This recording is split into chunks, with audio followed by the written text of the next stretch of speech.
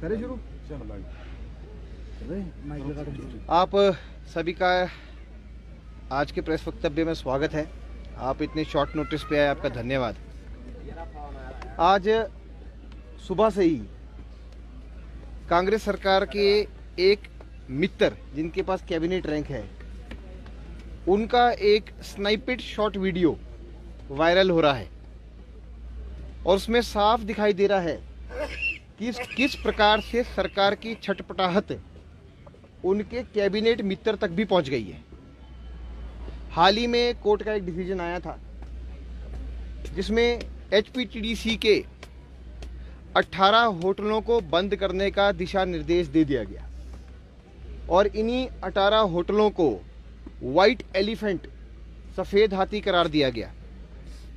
अब मीडिया जगत के लोगों में जनता की आवाज को पूछने का भी प्रतिबंध लग रहा है इस कांग्रेस सरकार में।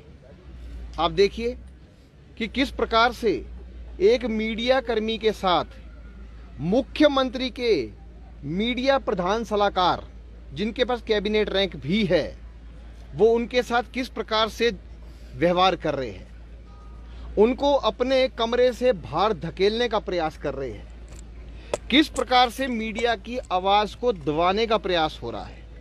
लगातार एक ही प्रश्न वो मीडिया कर्मी पूछ रहा है कि क्या ये होटल बंद होंगे, क्योंकि एचपीटीडीसी में जो याचिका लगी है उसकी सुनवाई 3 तारीख को है। तो क्या ये प्रश्न गलत है? मैं जनता की आवाज बनकर पूछ रहा हूं, मीडिया सलाहकार जी, क्या ये प्रश्न गलत है? ये प्रश्न सही है, क्योंकि होटल बंद हो जाएंगे तो वहां के कर्मी कहां जाएंगे? वो अपनी सैलरी के बारे में चिंतित होंगे। पर आपने क्या किया? आपने उनको बोला, अरे ये कैमरा बंद कीजिए, ये माइक बंद कीजिए, ये कोई व्यवहार है? आप यहां से कमरे से बाहर निकल जाइए। आप इतना ज्यादा जो है उत्तेजित हो गए कि आप अपना आपा ही खो बैठे और आपको लगता है कि मुख्यमंत्री कार्यालय की आप आवाज हैं, कि मुख्यमंत्री ने आपको स्वीकृत कर रखा है कि पार्टी अफेयर्स और सरकार के अफेयर्स के ऊपर आप बोलेंगे। ये आपका व्यवहार है। कांग्रेस ने हमेशा मीडिया की आवाज को दबाने का प्रयास किया है। लगातार मीडिया के ऊपर जो है एक प्रश्न चिन्ह खड़े करने का प्रयास किया है। उनकी आवाज को अनेकों प्रकार से दबाने का प्रयास किया है। हमारे मुख्य प्रवक्ता एवं मीडिया प्रभारी जो हमारे विभाग के हैं, रणधीर शर्मा जी ने भी एक प्रश्न लगाया था विधानसभा में। उसमें मुख्यमंत्री के ऊपर उन्होंने प्रश्न लगाया था कि मीडिया की आवाज को दबाने का प्रयास किया जा रहा है। उसके ऊपर भी आपका कोई दबाव नहीं था। अगर कोई मीडिया कर्मी सरकार से कोई पैना प्रश्न पूछ ले और जनता की आवाज और प्रश्न पूछ ले तो आपको तकलीफ हो जाती है। अगर एक खबर जो है अखबार में सरकार के खिलाफ प्रेषित की जाती है तो उनके संपादकों को कॉल किया जाता है और उनको बोला जाता है ये क्यों हो रहा है? स्वतंत्र मीडिया कहाँ रह गया? मीडिया वालों का तो हम हाथ जोड़ के नमन करते हैं कि आप इस देश के जो है चौथे स्तंभ है। अगर आप ना होते तो जनता की आवाज़ ना नेताओं तक पहुंचती और ना नेताओं का संवाद जनता से हो पाता। नेताओं को घर घर जाना पड़ता। हम आप सबका जो है वो धन्यवाद करते हैं कि अपना काम बहुत अच्छे से करते हैं। और पैने प्रश्न तो किसी भी पार्टी को आ सकते हैं, चाहे वो कांग्रेस हो, बीजेपी हो, सीपीआईएम हो या किसी और प्रकार का दल हो, तो उसको रोका नहीं जाना चाहता।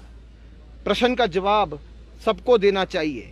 और मीडिया सलाहकार जी ने जिस प्रकार का व्यवहार मीडिया कर्मियों के साथ किया है, उनको माफ़ी मांगनी चाहिए, उनको पब्लिकली माफ़ी मांगनी चाहिए। और उसके बाद कोई घटनाक्रम हुआ है उसके ऊपर तो अभी प्रश्न चिन्ह है, पर आप किसी मीडिया कर्मी के इक्विपमेंट को हाथ नहीं लगा सकते हैं। पर आप बोल रहे हैं कि हम उसको ले जाएंगे, तोड़ देंगे, इस प्रकार की चीज़ें सुनने में आ रही है, वो ठीक नहीं है, शोभनीय नहीं है। अब तो सुप्रीम कोर्ट का भी ऑर्डर है, पुलिस प्रशासन जो है वो भी किसी प्रकार का एडमिनिस्ट्रेशन जो है वो मीडिया वालों के मोबाइल जब्त नहीं कर सकता। तो कुल मिला के जो है मीडिया की गरिमा में ही देश की गरिमा है। मीडिया सलाहकार माफ़ी मांगे, यही भारतीय जनता पार्टी की मांग है और हम इस पूरे इंसिडेंट का कड़ी से कड़ी निंदा करते हैं। नंदा जी, आज सीपीएस मामले में सुप्रीम कोर्ट में भी सुनवाई थी, तो डिस्क्वालिफिकेशन वाली जो सीपीएस की यहाँ पर याचिका थी, उसमें कहीं ना कहीं अब सीपीएस को राहत मिली है और अब इस मामले की अगली सुनवाई जनवरी में रखी। क्या कहना चाहेंगे? राहत लंबी नहीं चलेगी और सुप्रीम कोर्ट में अगर करोड़ों रुपए खर्च रहे हैं तो 1-2 डेट तो मिलनी निश्चित ही है। और साथ में आप देखिए कि सुप्रीम कोर्ट ने इनको केवल मात्र जो है यहाँ से हिमाचल प्रदेश सरकार और हाई कोर्ट के जो है कागज़ और रिप्लाई और स्टेटस रिपोर्ट मांगी है, ना कि उन्होंने अपना फैसला सुनाया है। पर जिस प्रकार से हिमाचल प्रदेश हाई कोर्ट ने अपना फैसला सुनाया था वो ऐतिहासिक है। 2006 के इस कानून को निरस्त कर दिया गया। 3D जो उसके अंदर प्रोटेक्शन देती थी इनके एमएलए राइट्स को, उसको निरस्त कर दिया गया। फजूल खर्ची के ऊपर बार बार कोर्ट के अंदर जो है वो लगातार जो है वो लाइंस जो है वो स्पेसिफिकली लिखी गई। उसके लिए कोर्ट का हम धन्यवादी है कि इतना स्ट्रॉन्ग ऑर्डर कोर्ट का आया है, तो सुप्रीम कोर्ट भी हाई कोर्ट का ऑर्डर का चिंतन करेगा और कहीं ना कहीं उसको जो है सही मानेगा। कांग्रेस सरकार जो है वो छटपटाई हुई है, उनको लगता है कि उनके नेता जो है लगातार टूटते चले जा रहे हैं। सीपीएस जो है वो फजूल खर्ची और वाइट एलिफेंट्स है, जो कि सरकारी खजाने और आर्थिक बोझ के समय जो है वो सरकार को दबाने का प्रयास कर रहे हैं। वो किसी काम के नहीं हैं, ये कोर्ट भी मानता है। और आने वाले समय में ये ज़्यादा देर चलने नहीं वाला है, क्योंकि यहाँ पर आपके जो एजी है हिमाचल प्रदेश के, वो सुप्रीम कोर्ट में करोड़ों रुपए खर्च कर अपने मित्रों और मित्र मंडली को बचाने में लगे हैं। पर यहाँ पर हिमाचल भवन अटैच होता है, एचपीटीडीसी के होटल्स जो है वो बंद करने के ऑर्डर्स आते हैं, कर्मचारियों को पेमेंट्स नहीं मिल रही है, भुगतान एरियर्स वगैरह उनका कुछ नहीं हो रहा है, उसके केसेस चल रहे हैं। वो उनके लिए मैटर ऑफ इम्पोर्टेंस नहीं है। उनके लिए मैटर ऑफ इम्पोर्टेंस है तो सीपीएस का केस है जो सुप्रीम कोर्ट में उन्होंने लड़ना है। एजी मेरे ख्याल से जब से ये निर्णय आया है तब से दिल्ली ही जमे बैठे हैं और अभी तक हिमाचल प्रदेश आए नहीं है। और यहाँ के वकील तो ये कहते हैं कि हमें पता ही नहीं है कि कोर्ट में बोलना क्या है, कि let the AG come then we will decide what the reply has to go. इस प्रकार की वाणी जो है वो कोर्ट में चल रही है। तो मेरे ख्याल से सीपीएस का चैप्टर जल्दी ओवर हो जाएगा। ये अंतिम में ऐसा होता है कि कुछ पद जो है वो वेंटिलेटर पे जाते हैं और उसके बाद सांसें भी समाप्त हो जाती है। तो ये अंतिम समय है सीपीएस के पद का, उसके बाद कभी सीपीएस मिलेंगे नहीं।